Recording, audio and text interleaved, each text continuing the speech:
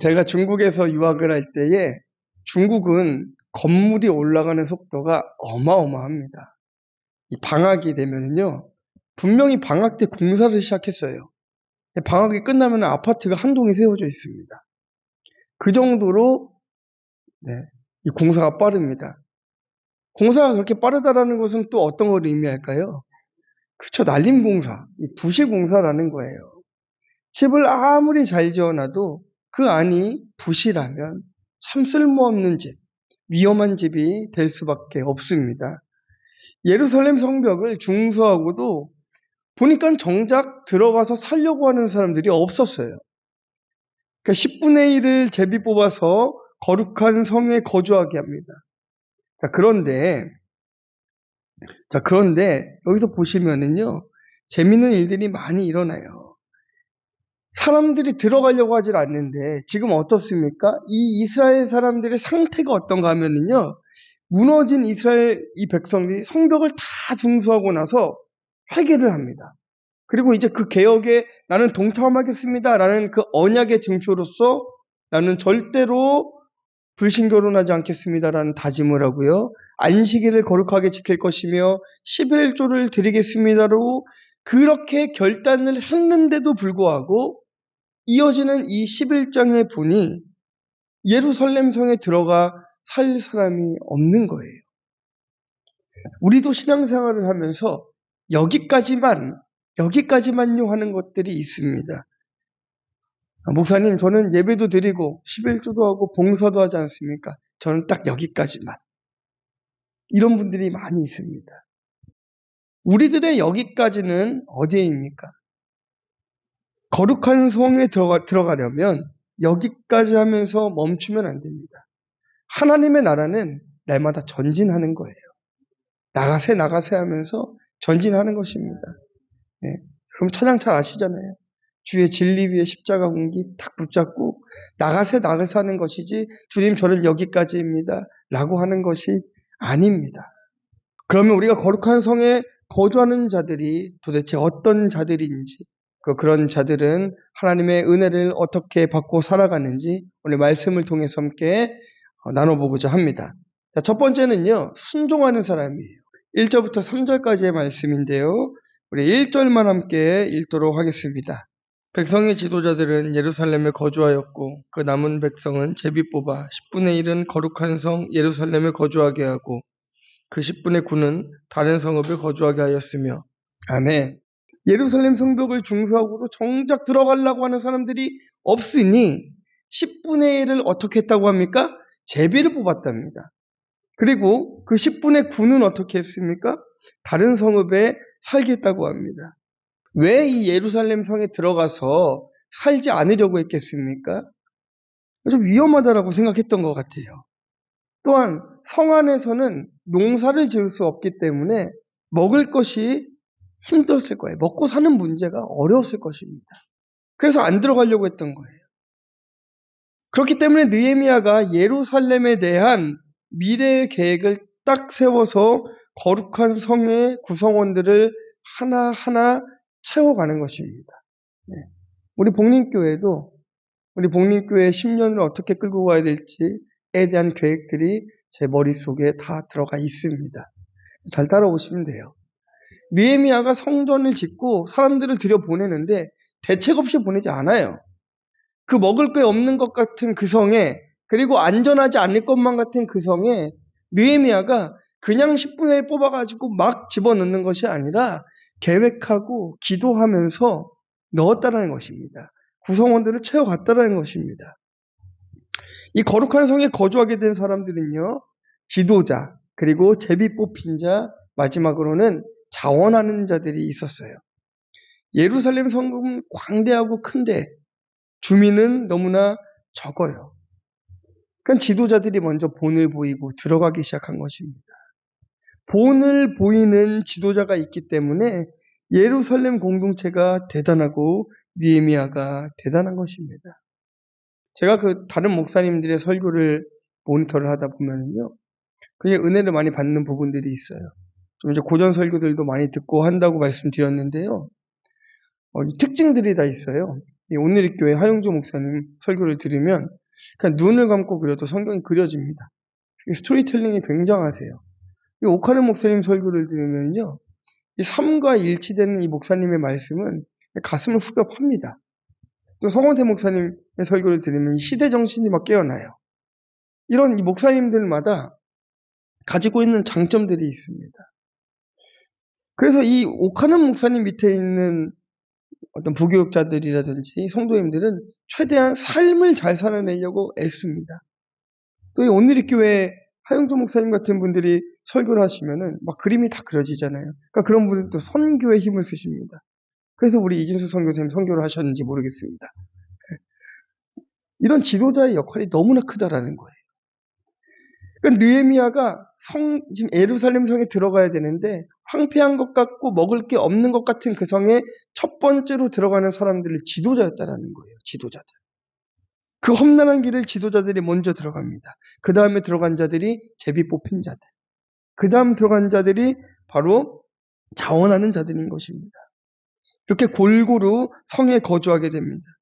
우리가 교회를 섬기는 일만 봐도 그래요. 모두 교회의 일에 자원하지는 않습니다. 교회에서 사역 조직이라는 것을 이제 1년에 한 번씩 발표를 하는데요. 그때 보면은 힘든 일을 자원하시는 분들도 계시고 또 지정을 받는 분들도 계십니다. 우리 복림교회도 그렇죠. 앞으로 뭐 청소와 뭐 예배 준비하는 거, 목장, 뭐 행정 다 이렇게 여러 가지 분야를 나눌 텐데 자원하시는 분들도 있을 것이고 정말 나는 하고 싶지 않은데 목사님이 억지로 막 시키는 때도 있을 것이고 제가 막 그렇게 억지로 막 시키진 않습니다만 너무나 필요한 자리라서 이게 꼭 우리 집사님들에게 권사님들에게 꼭 필요한 자리라서 권면을 할 때가 분명히 있겠죠. 그렇게 있을 것입니다. 이처럼 우리 각자에게는 공동체를 향한 공동체를 통한 하나님의 부르심이라는 것이 다 있어요. 저는 남들에게 인정받는 자리는 임명받는 것이 부르심이라고 생각합니다. 또 모두 피하는 일에는 자원함이 부르심이라고 생각합니다. 자, 그러니까 이 거룩한 성 예루살렘에 거주하는 순서가 지도자가 맨 처음이고 그 다음이 부르심 받은 자, 맨 마지막이 자원한 자라는 거예요. 자원함이 좋은 것 같지만 맨 마지막입니다. 남들이 안 가는 곳에 자원한다고 하니까 그 결심이 너무나 훌륭해서 백성들이 그들에게 복을 빌어준다라고 하지 않습니까? 그러나 사역은 자원함보다 부르심이 먼저입니다. 저 중국에서 캄보디아에서 오랫동안 사역하고 왔잖아요. 제가 그렇게 하고 싶어서 하지 않았습니다. 특히 그 탈북 사역할 때는요. 정말 제정신으로 했는지 모르겠어요. 저기 막 두만강 어귀에서 막 총소리가 들리고 막 내가 오늘 죽을지 내일 죽을지도 모르는 그 환경 가운데서 지금 정신 같았으면 못 갑니다. 자원하지 않았어요. 부르심이니까 하는 거예요. 하나님께서 부르시니까 하는 거예요. 주께서 부르시면 그 길이 불구덩이라도 가는 게 그게 바로 사명자인 것입니다. 교회도 그래요. 여러분들이 목사님 왜 주일 성수해야 됩니까? 우리가 왜 교회에 헌신해야 됩니까?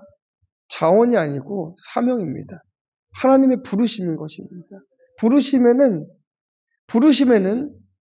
하나님의 뜻이 있고 그 하나님의 크신 뜻 안에는 계획이 있고 그 계획을 우리가 따라가다 보면은 알게 되는 거예요.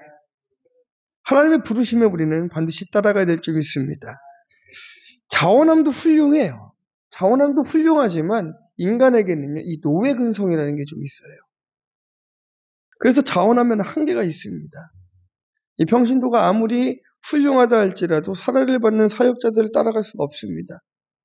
왜냐면요, 우리 집사님들은 비가 많이 오고 눈이 많이 오고 몸이 아프면 안 오셔도 돼요. 집에서 좀 쉴 수도 있습니다. 근데 사역자들은 어떻습니까? 제가 주일에 감기가 걸려가지고 여기 안 서 있으면 어떡합니까? 안 되는 거예요. 부르심이라는 것은 이렇게 막중한 것입니다. 자원함으로 일을 해서 성공하는 것과 제비가 뽑혀서 억지로 했지만 성공하는 것은 너무나 다릅니다. 네. 이 자원하는 사람들의 특징은요, 잘난 척이 좀 많습니다. 예, 저도 좀 그랬어요. 제가 반장을 그렇게 자원을 많이 했습니다. 학교 다닐 때. 반장이 아니면 난 안 하겠다. 부회장도 싫다. 연극을 해도 나는 주인공이 아니면 절대로 하지 않겠다. 왜겠습니까? 제가 말씀드린 적이 있잖아요. 성탄절에 뭡니까? 연극, 성극을 하면은요, 아기 예수여도, 대사 없는 아기 예수여도 저는 주인공을 하고 싶어 했어요. 대사 한마디도 없어도 사람들은 그 아기 예수만 쳐다봅니다. 그게 좋아서 한 거예요. 자원했잖아요. 스스로 하고 싶다라고 해서 했지 않습니까? 그런데 자랑할 것밖에 안 남는 거예요. 난 이만큼 했어. 난 교회에서도 이만큼 했어. 난 교회에서 이만큼 헌신했고, 이만큼 봉사했고, 교회도 헌금도 이만큼 했고, 이만큼 했어. 자랑할 게 많습니다. 그런데 제비 뽑힌 자들, 하고 싶지 않지만 내가 부르심이기 때문에 억지로라도 그 자리에 와가지고 헌신하고 봉사한 사람들은 일이 잘 되어졌을 때 자랑할 게 없어요. 하나님이 억지로 나를 이렇게 세우셔서 나를 강하게 하셨구나라고 겸손의 고백밖에 할 것이 없는 것입니다. 그래서 자원함이 대단한 것 같지만 부르심에 순종하는 것이 오히려 더 위대하다는 것을 여러분들이 깨달으시기를 주님의 이름으로 축원합니다. 성경의 많은 일꾼들을 보시기 바랍니다. 모세도 그랬어요. 이사야도 그랬습니다. 예레미야도 그랬습니다. 자원함이 아니라 부르심이 먼저였다라는 것이에요. 모세에 뭐라고 했습니까? 나는 입이 뻣뻣하고 혀가 둔한 자라 못한다고 그랬습니다.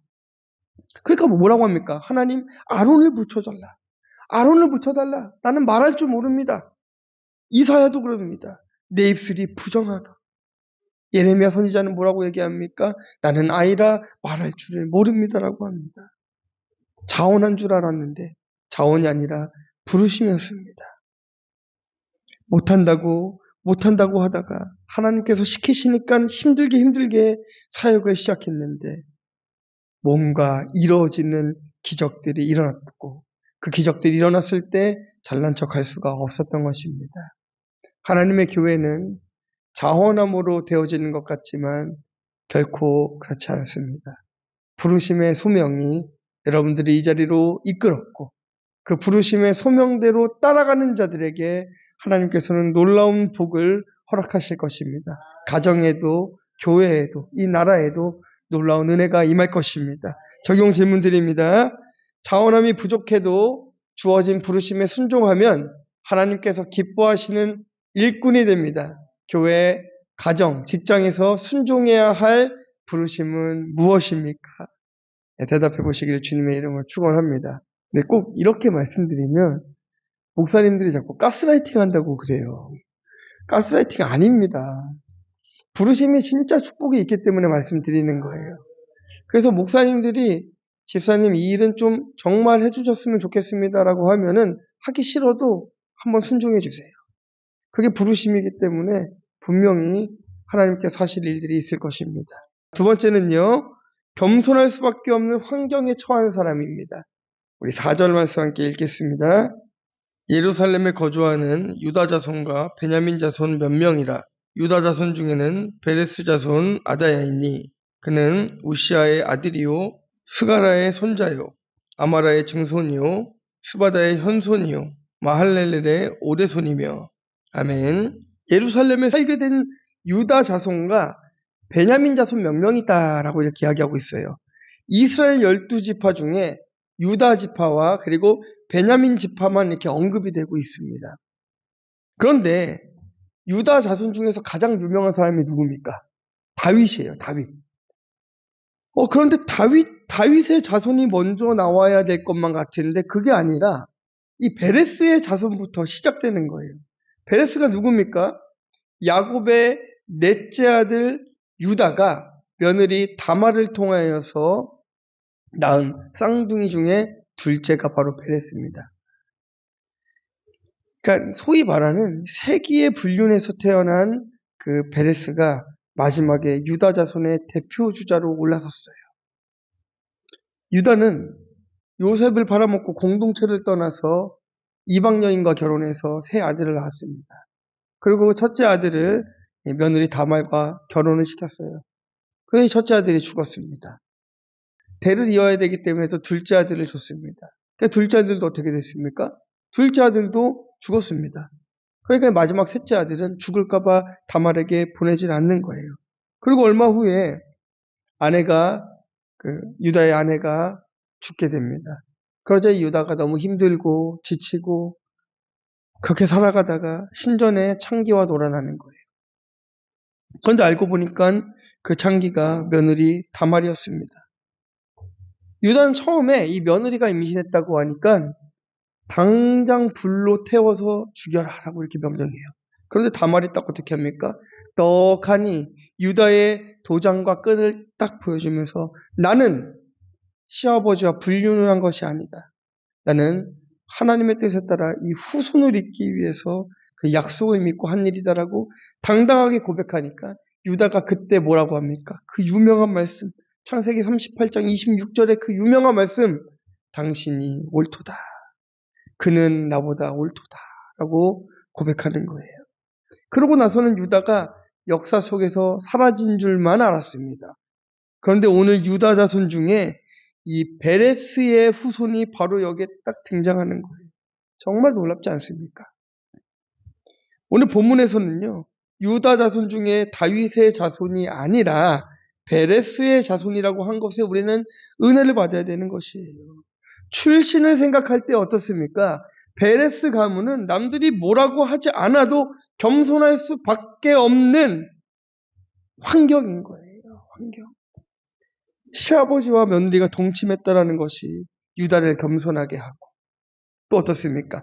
다말과 베레스를 겸손하게 했을 것입니다. 그런데도 마지막에 모세도 여호수아도 다 어디 가고 없는데 베레스가 딱 등장하는 것이죠. 이 베레스의 이름의 의미는요, 뚫다, 통과하다, 터트리다, 깨트리다 이런 의미가 있어요. 그 이름의 뜻대로 이 고정관념을 싹 깨트리고 예수님의 조상이 되었습니다. 그리고 이 창세기로부터 시작된 예수 그리스도의 족보, 마태복음 1장에 예수님의 계보에까지 그 이름이 등장하게 되는 거예요. 세상 사람들이 나를 멸시해도 그렇습니다. 내가 하나님을 사랑하면 하나님께서 자손 대대로 우리 집안을 지켜주실 것입니다. 제가 우리 학생들에게도 얘기했어요. 우리 SFC 예배 때. 너희들이 말씀대로 살아가면 세상으로부터 손가락질 받을 수도 있다. 융통성이 없다라고 얘기할 수도 있고 꼭 그렇게 해야 되냐고 손가락질 받을 수도 있지만 그 조롱과 수치를 사람들에게 받을지언정 하나님은 너희들을 축복해 주신다. 여러분 누구의 축복을 받겠습니까? 이게 참 미련한 것 같아요. 우리는 이 100년 사는 이 땅에서 어떻게든 잘 살아보려고 그렇게 발버둥칩니다. 그런데 영원한 나라를 준비하지는 않아요. 왜 그렇습니까? 당장 보이는 100년의 삶은 내 눈에 보이기 때문에 현실과 같은 것 같고 영원한 그 나라는 눈에 보이지 않기 때문에 뚜렷해 보이지 않기 때문에 그 나라는 내가 준비하지 않아도 되는 것만 같이 생각하기 때문인 것이죠. 손가락질 받을 수밖에 없는 인생이라 할지라도 내가 주님을 사랑하면 주님이 찬란하게 우리 집안을 높여주실 줄 믿습니다. 자, 또 5절도 보시면은요. 거룩한 성 예루살렘에 거주하는 유다 지파에 또 다른 가문이 나옵니다. 실로라고 나와요. 실로. 실로는 유다의 셋째 아들.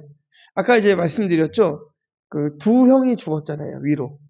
첫째가 죽고 둘째가 죽고 유다가 아껴두었던 다말에게 보내지 않고 아껴두었던 그 셋째가 바로 실로입니다. 셀라라고도 나오는데요. 동일 인물입니다. 그 아들을 며느리에게 주지 않는 바람에 유다가 수치를 당했지만 유다의 그 유명한 고백, 그는 나보다 옳도다라는 그 고백과 믿음도 인정하셔서 이 거룩한 성에 거주하는 이름 중에 베레스 자손까지 이름을 올려주시고 또한 실로의 자손도 포함시켜 주셨습니다.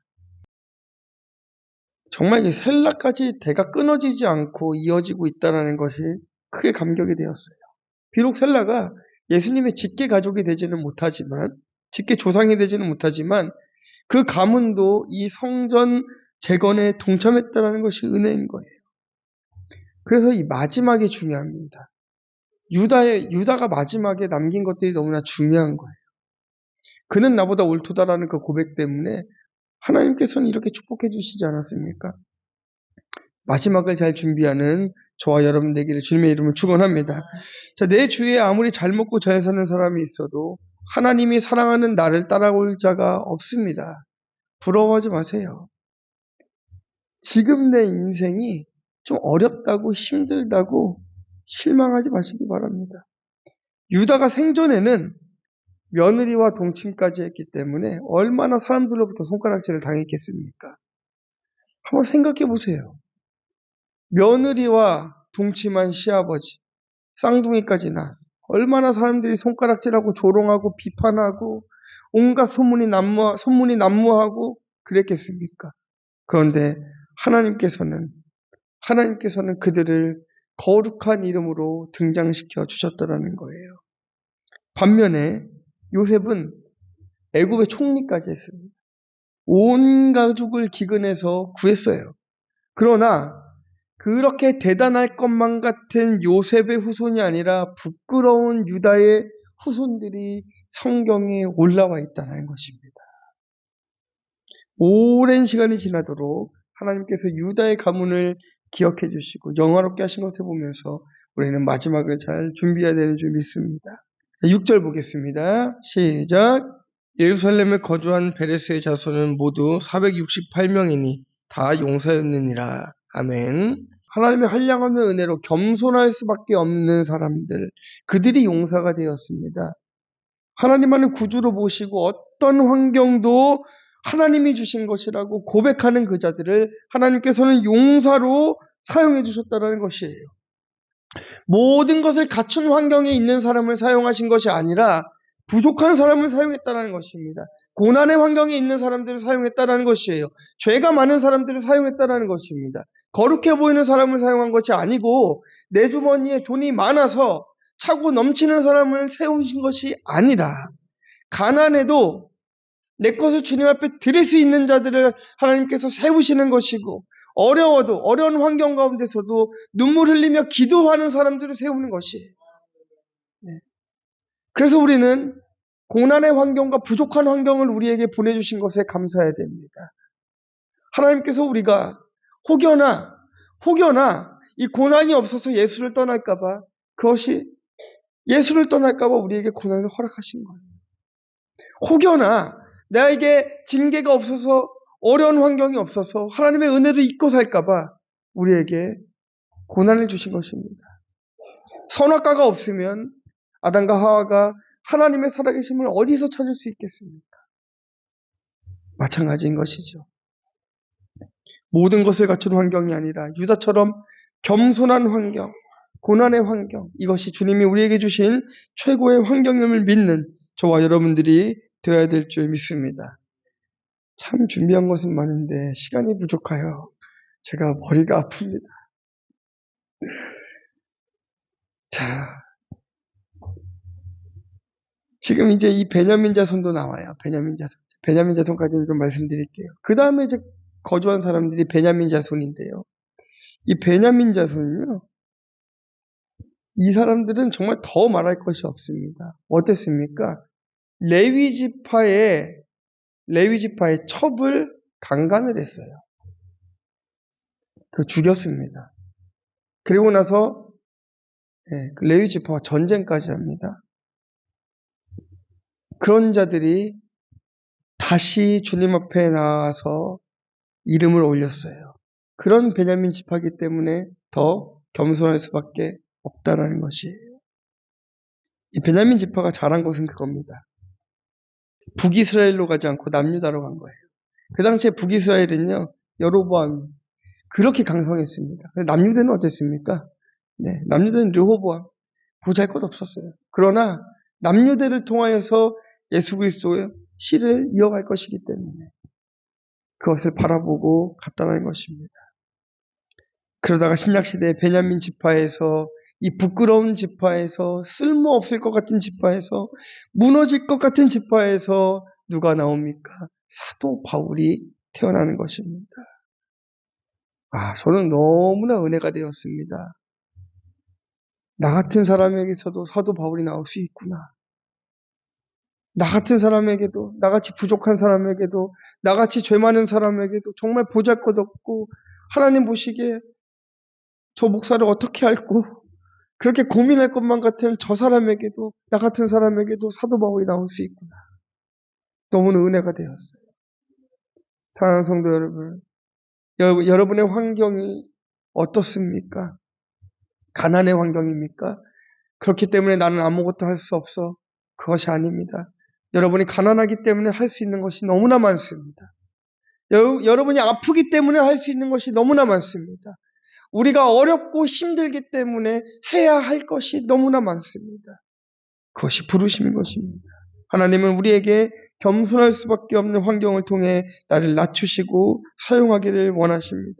그러므로 어떠한 고난도 나를 버리시기 위한 고난이 아니라 나를 다시 세우기 위한 고난임을 깨닫는 저와 여러분 되길 주님의 이름으로 축원합니다. 적용 질문 드립니다. 나의 죄와 상처를 인정하고 겸손해질 때 하나님께서 나를 높이시는 것을 경험했습니까? 자, 경험해 보시길 주님의 이름으로 축원합니다. 자, 마지막 세 번째는요. 성직에는 차별이 없음을 아는 사람입니다. 9절입니다.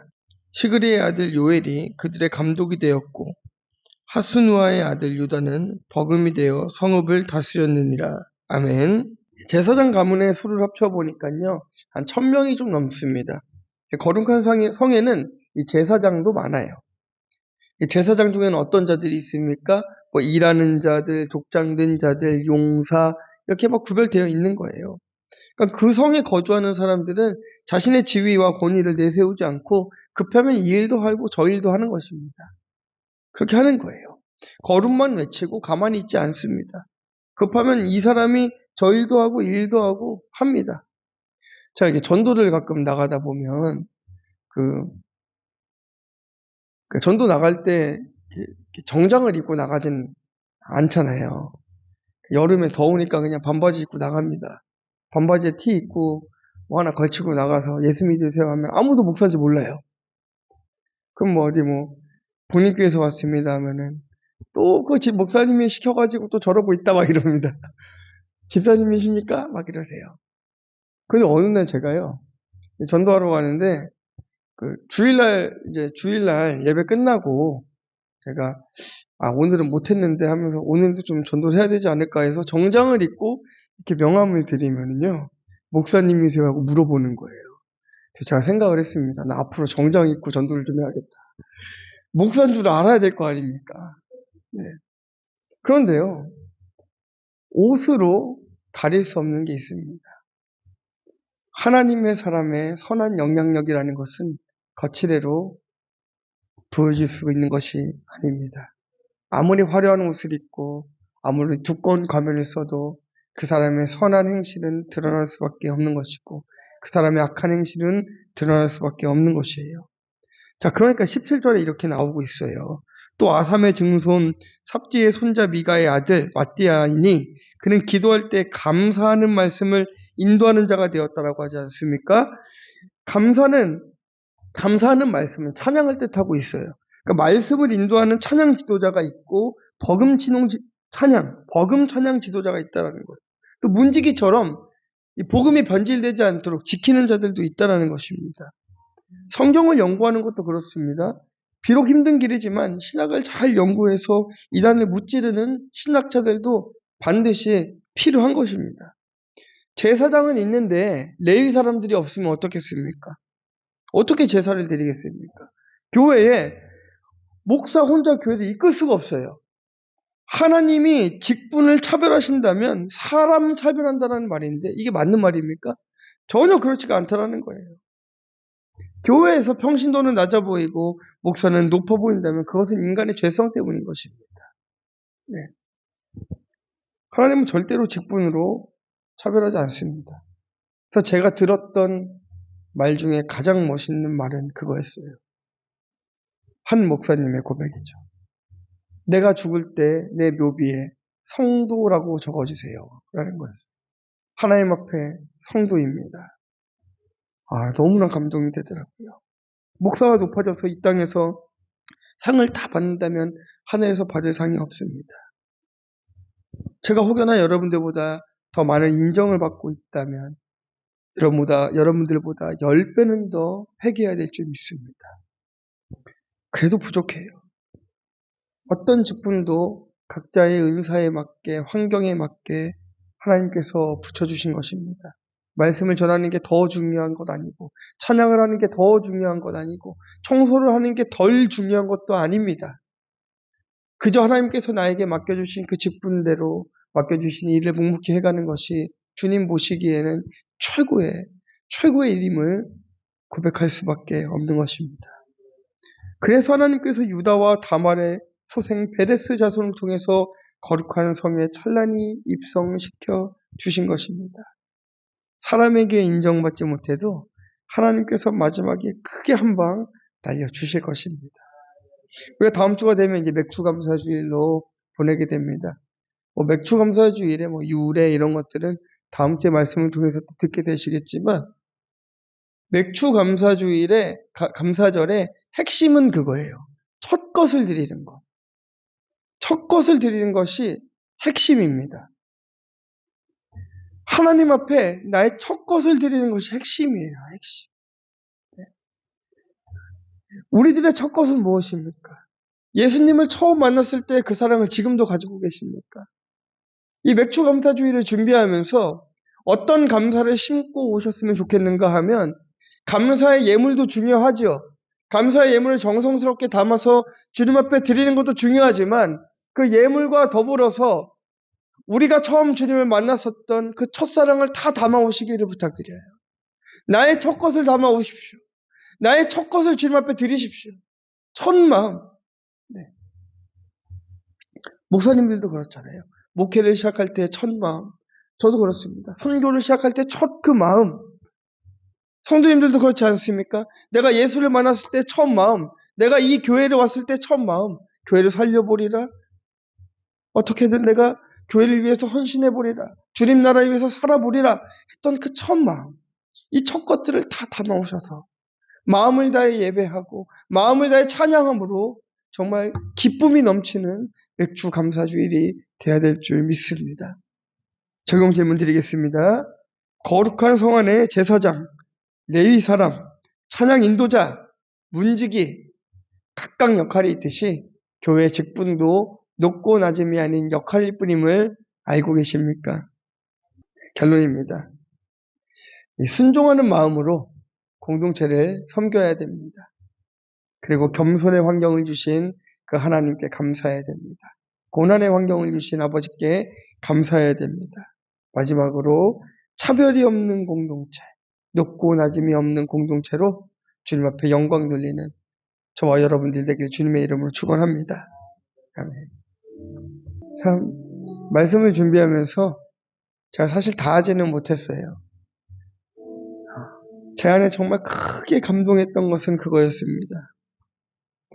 어쩜 이렇게 내 눈에 보기에 찌질해 보이고 내 눈에 보기에 어떻게 저런 사람을 쓸 수 있을까 하는 사람들이 오늘 말씀에 다 올라와 있더라고요. 저는 너무나 놀랐습니다. 이게 하나님의 방법이구나. 정말 아무것도 할 수 없을 것 같은 그 사람을 통해서 하나님 일하시는구나. 그래서 저는 이 자리에 앉아있는 한 분 한 분이 너무나 귀합니다. 아무것도 할 수 없을 것만 같이 앉아있는 여러분, 나는 할 수 없어요라고 말하는 우리 성도님들을 통하여서 하나님께서 일할 것입니다. 주님께서 역사하실 것입니다. 제가 대구에 우리 청년 수련회 때문에 금요일날 다녀오면서 우리 대정 집사님에게 그랬어요. 저는 우리 복림교회 3년 안에 100명 만들 건데 우리 집사님 몇 명 작정하시겠습니까? 집사님이 올해 10명 하겠습니다 하더라고요. 제가 좀 줄이시죠. 믿음으로 제가 결단하겠습니다. 네. 안 돼도 결단하세요. 안 되면 어떻습니까? 결단하는 거예요. 네. 그리고 하나님 앞에 기도하고 맡기는 거예요. 네. 여러분들 결단해보세요. 작정하세요. 제가 돈 달라고 작정하라고 하지 않습니까? 여러분들 마음으로 작정하세요. 주님, 하나님의 교회를 위하여서 내가 주의 복음을 전하는 일에 내 영혼을 작정합니다. 내가 복음 전하는 일, 몇 명 작정하라 이렇게 하지 않아요. 전도하세요. 복음을 전하는 삶을 살아가세요. 내가 부족하다라고 내 입술을 다물고 계지 마시고 내 삶을 통하여서 복음을 전하고 입술로 전하고 말씀으로 전하는 저와 여러분들이 되어야 될 줄 믿습니다. 베레스의 자손도 사용하시는데요. 네? 그렇게 레위 자손의 첩까지 강간해가지고 전쟁까지 벌여서 600명밖에 남지 않았던 그 베냐민 지파도 사용하시는 그 하나님이신데요. 네. 저와 같은 죄인도 사용하시는 하나님이신데요. 하나님 여러분들 사용 안 하시겠습니까? 사용하실 것입니다. 네, 우리 한번 인사 한번 할까요? 사용받읍시다. 네. 네. 이 시간 한번 기도했으면 좋겠어요. 네. 주님, 쓰임받고 싶습니다. 주님, 쓰임받고 싶습니다. 한번 기도했으면 좋겠어요. 좀 묵상으로 기도할 텐데요. 주님, 제가 너무나 쓰임받고 싶어요. 그런데 나 자신을 돌아보니까 내가 할 수 있는 게 없습니다, 주님. 입이 어눌해서 전도도 못하겠고요. 자신이 없어서 내가 교회에서 봉사한다고 말도 못하겠고요. 능력이 없어서 내가 물질로 헌신하겠다라고 고백도 못하겠습니다. 그러나 주님, 하고 싶습니다. 너무나 하고 싶습니다. 가난하지만 주님 앞에 드리고 싶어요. 힘들지만 헌신하고 싶어요. 우리 한번 주님 앞에 내가 정말 쓰임받고 싶은 것들을 묵상으로 한번 기도합니다.